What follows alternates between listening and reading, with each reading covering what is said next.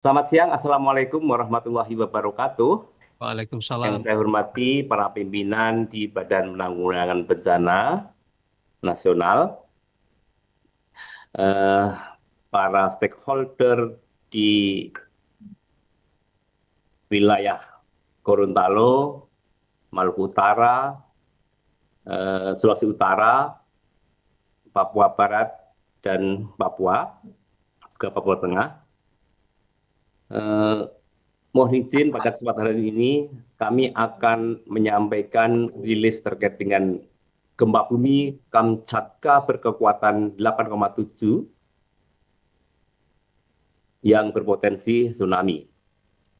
Bapak Ibu sekalian yang saya hormati, hari ini Rabu 30 Juli 2025 terjadi gempa kuat di Kamchatka, Rusia Timur pada pukul 6 lebih 24 menit lebih 50 detik waktu Indonesia Barat, berlokasi di pesisir timur Kamchatka, Rusia dengan magnitud 8,7. Epicenter berada pada koordinat 52,51 derajat utara dan 160,26 derajat bujur timur dengan kedalaman hypocenter 18 km.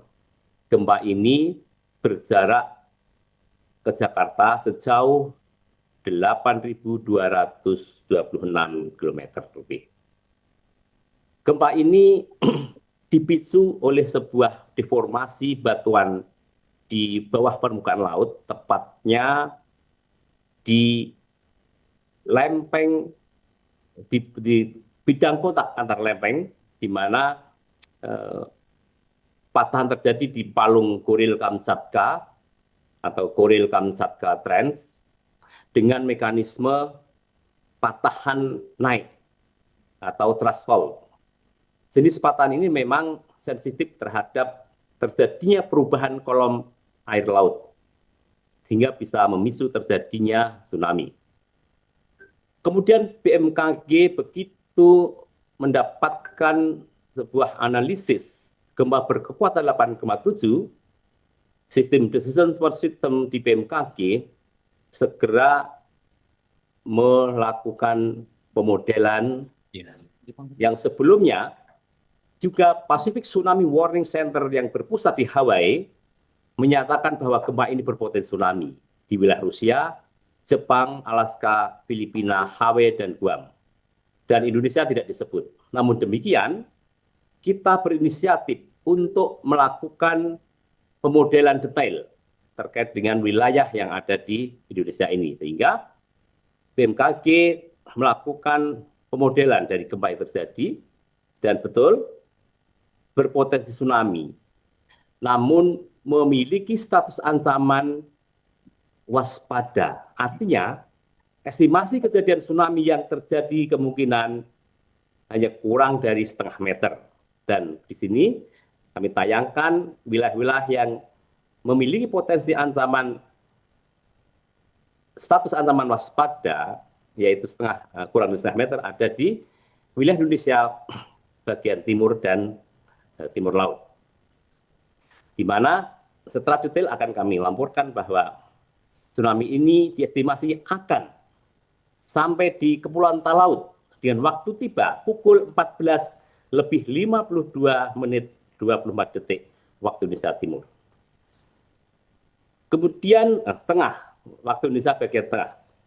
Kemudian Gorontalo Utara pukul 16 lebih 39 menit lebih 54 detik di waktu Indonesia bagian tengah. Kemudian Halmahera Utara waktu tiba estimasi pukul 16 lebih 4 menit lebih 24 detik waktu Indonesia tengah. Manokwari pukul 16 8 menit 54 waktu Indonesia tengah timur. Kemudian Raja Ampat pukul 16 lebih 18 menit lebih 54 detik waktu Indonesia Timur. Biak Numfor pukul 16 lebih 21 menit lebih 54 detik waktu Indonesia Timur. Supiori pukul 16 lebih 21 menit pukul lebih 54 detik waktu Indonesia Timur. Sorong bagian utara pukul 16 lebih 24 menit, 54 detik waktu Indonesia Timur. Jayapura pukul 16 lebih 30 menit, 24 detik waktu Indonesia Timur. Dan Sarmi 16 menit 30 menit, pukul 16 lebih 30 menit, lebih 24 detik waktu Indonesia Timur. Namun demikian, inputan model kami hanya wilayah-wilayah ini untuk wilayah-wilayah yang berdekatan dengan list yang kami sebut ini, tentu saja waktunya berdekatan. Dan hasil monitoring terkini bahwa tsunami sudah terdeteksi di Kushiro, Jepang pada pukul 8.39 menit, tinggi 39 menit. Kemudian di Hanasaki 31 cm, di Kushiro 39 cm, kemudian di Hanasaki 31 cm, di Nikolsko, ini Rusia, itu 16 cm, kemudian di Ofunato, Jepang, itu 22 cm, kemudian di Petropavl itu 25 cm, kemudian saya lanjutkan di Kamchatka itu 84 cm, ini tamak yang paling tinggi yang dekat dengan pusat sumbernya. Kemudian di Kamchatka ini juga 21, lebih rendah lagi. Kemudian di Northeast Tokyo itu 8 cm. Kemudian di Kuril itu data terbaru 25 cm. Kemudian saat ini posisi sudah sampai di Guam, Suramia, ketinggian sekitar 19 cm. Nah, ini yang terus kita pantau perjalanannya. Namun dari semua itu memang hanya di Kamchatka saja yang berstatus siaga di atas 1,5 meter. Selain itu di bawah 50 cm, artinya status waspada. Dan hasil monitoring BMKG dan juga USGS, kita melihat aktivitas gempa susulan masih terjadi. Dan sejak pukul 18.30 waktu Indonesia Barat tadi, kita mencatat lebih dari 14 aktivitas gempa susulan. Magnitudo terbesar 6,9 dan magnitudo terkecil 5,5. Kemudian kepada masyarakat pesisir, kami himbau untuk tetap tenang dan menjauhi pantai. Kenapa arahan ini harus dilakukan? Karena kita belajar dari tsunami Tohoku 2011, ini statusnya ancamannya sama-sama waspada, baik itu di utara Papua maupun di tempat lain di Indonesia Timur. Tapi saat itu tsunami ini menimbulkan korban jiwa 1 orang, dan kita perlu mewaspadai. Kami minta kepada para stakeholder untuk fokus memberikan arahan untuk menjauh dari pantai untuk kawasan-kawasan yang berupa teluk sempitnya, karena ini bisa terjadi amplifikasi. Nanti mohon diperjelas lagi oleh Bapak-Bapak BNPB. Kemudian saat ini belum ada laporan dampak kerusakan akibat gempa, karena memang gempanya jauh dari pesisir pantai. Dan tentu saja kita akan terus mengupdate informasi ini dan akan kita kepada masyarakat. Demikian Bapak pimpinan BNPB, kami aturkan laporan. Terima kasih. Terima kasih Pak Daryono atas laporan awalnya situasi gempa ini. Selanjutnya yang kedua, analisa dari BNPB yang disampaikan oleh Pak Dr. Abdul Muhari sebagai Kapus Datinkomben BNPB. Silakan Pak Kapus. Terima kasih Bapak Sestama. Selamat pagi menjelang siang rekan-rekan media dan teman-teman di provinsi.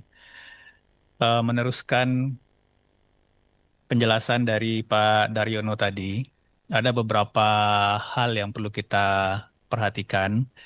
Yang pertama, memang dari perhitungan modeling di laut dalam, itu tadi sudah disampaikan oleh Pak Daryono, rata-rata pengukuran atau hasil modeling serta pengukuran dari beberapa tempat seperti yang kita lihat itu kisaran dari tinggi tsunami di laut dalam maupun di tide gauge di dekat pantai itu kisarannya sekitar di bawah 50 cm yang di luar Rusia.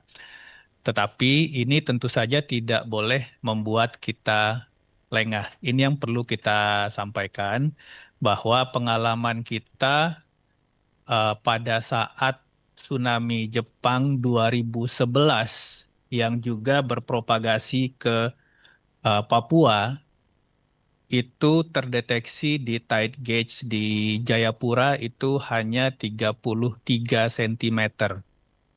Tetapi kemudian seperti terlihat di layar, formasi teluk ini bisa menyebabkan amplifikasi tinggi tsunami. Karena ada gelombang yang masuk, kemudian tidak bisa sepenuhnya keluar, sehingga titik-titik yang berwarna merah, daerah-daerah yang berwarna merah di Teluk Yotefa pada saat itu kemudian mengalami amplifikasi dari 30 cm, itu yang terdeteksi di tide gauge, pada gambar di sebelah kanan, itu tinggi maksimum bisa mencapai 3,8 meter. Jadi untuk formasi-formasi daerah pantai yang sifatnya teluk, ini gelombang panjang yang datang itu berpotensi mengalami amplifikasi. Ini yang harus kita waspadai sehingga benar-benar kita mohon bantuan dukungan dari teman-teman di daerah. Ini kalau bisa daerah-daerah pantai ini memang kita kosongkan dulu. Nanti Pak Sestama akan memberikan arahan secara lebih detail. Tetapi secara teknis, formasi-formasi teluk seperti ini, mulai dari Teluk Yotefa, Papua, Papua Barat, kemudian Maluku, Maluku Utara, dan Sulawesi Utara hingga Gorontalo, itu cukup banyak di sekitar pantai. Ini menjadi perhatian kita supaya ini bisa benar-benar dikosongkan terlebih dahulu pada waktu-waktu nanti yang sudah disampaikan oleh Pak Daryono, dan setelah jeda waktu setelah gelombang pertama itu datang. Karena untuk tsunami, terutama tsunami yang melintasi samudra, itu gelombang pertama tidak harus yang terbesar. Biasanya gelombang terbesarnya datang itu pada gelombang ketiga, gelombang keempat, gelombang kelima. Dan waktunya itu bisa periode jam. Jadi antara gelombang pertama dan gelombang kedua serta gelombang ketiga itu bisa durasi jedanya 1 hingga 3 jam. Sehingga ini yang kita harus waspadai, bahwa masyarakat tidak hanya menjauhi pantai pada saat estimasi waktu tsunami-nya datang, tetapi juga tetap harus menjauhi pantai sampai beberapa waktu setelah peringatan dini tsunami atau waktu tiba tsunami itu datang. Idealnya 2-3 jam. Kita tidak usah dulu bermain ke daerah pantai yang di 6 provinsi ini, khususnya bagian utara, di waktu mungkin 1 jam sebelum hingga 2 jam sesudah. Nanti Pak Sestama akan menyampaikan lebih lanjut. Jadi ini yang menjadi perhatian kita. Memang dari estimasi modeling dan data pengukuran muka air yang saat ini kita terima di sepanjang Pasifik, itu alhamdulillah ketinggian tsunami hanya dalam tanda kutip di bawah 50 cm. Tetapi sekali lagi, kalau kita bicara tsunami 50 cm pun itu bisa membunuh. Kita bisa lihat pengalaman kita di 2011, itu ada 1 korban jiwa di Jayapura. Ini 1 di antara hanya 2 korban jiwa pada saat tsunami 2011 Jepang di luar Jepangnya.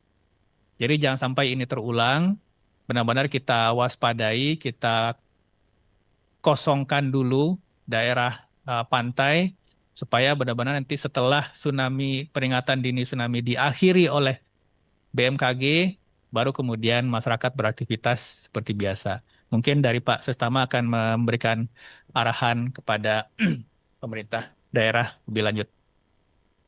Terima kasih Pak Kapus Datin, Pak Dr. Abdul Muhari. Eh, baik Bapak Ibu, sebelum kita melanjutkan ke acara berikutnya, ada beberapa arahan penting dan harus segera dilaksanakan kepada 5 provinsi, Sulawesi Utara, Gorontalo, Maluku Utara, Papua, dan Papua Barat. Dikhususkan kepada BPBD, TNI, Polri, dan pemangku kepentingan di daerah tersebut. Yang pertama, masyarakat di 5 provinsi, sebagaimana disampaikan oleh Pak Daryono dari BMKG, agar diupayakan menjauhi pantai 1 jam sebelum hingga 2 jam setelah estimasi waktu tiba tsunami yang sudah disampaikan oleh Pak Daryono. Yang kedua, pastikan masyarakat terinformasikan dengan baik, termobilisasi dengan baik, gunakan pendekatan persuasif untuk mengurangi kepanikan. Pada Bapak Ibu yang hadir di siang hari ini, kita akan mengulangi kembali rapat evaluasi penanganan situasi hari ini pada pukul 18.00 waktu Indonesia bagian Barat. Ini poin-poin penting yang harus segera dilaksanakan oleh semua yang berkepentingan di daerah untuk menyampaikan sesegera mungkin informasi ini kepada masyarakat kita yang sudah yang di 5 provinsi ini. Selanjutnya